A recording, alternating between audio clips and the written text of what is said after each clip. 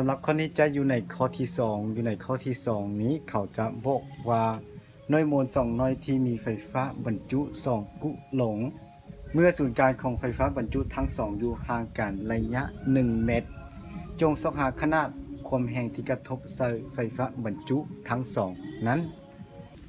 ซึ่งอยู่ในนี้เขาจะบอกว่าหน่วยมวล2หน่วยก็คือหน่วยที่1และหน่วยที่2เส้นผ่าใจกลางของมันเทียบใส่อยู่ในเส้นผ่าศูนย์กลางของมันระยะห่างก็คือ1เมตรอยู่ในนี้เขาบอกว่าหน่วยมวล2หน่วยนี้มีไฟฟ้าบรรจุก็คือเขียว1และเขียว2ตัวนี้จะเท่ากันก็คือเท่ากับ2กุหลงอยู่ในนี้เขาถามว่าความแรงที่กระทบใส่ไฟฟ้าบรรจุ2ตัวนี้จะมีค่าเท่าใดถึงว่าไฟฟ้าบรรจุตัวนี้จะเป็นบวกหรือลบความแรงที่กระทบใส่มันก็จะเท่ากันแต่เพียงแต่ว่ามันจะยุหรือว่าดูดเท่านั้นเพราะฉะนั้นความแรงของเราก็จะมีสูตรก็คือ K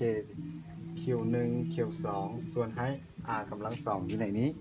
อยู่ในข้อนี้ก็ง่ายๆที่เหลือก็แทนค่าอยู่ในนี้เราก็หุ้มค่าไปแล้ว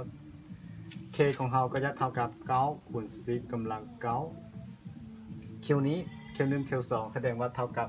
2ขึ้นกำลัง2เพราะคูณกันอยู่ในนี้เขียว1คูณเขียว2ก็คือ2ขึ้นกำลัง2หรือว่า2คูณ2ก็ได้อยู่ในนี้เพราะเท่ากันคูณให้1ระยะห่างก็คือ1กำลัง2ก็จะเท่ากับ9คูณ10กำลัง9คูณให้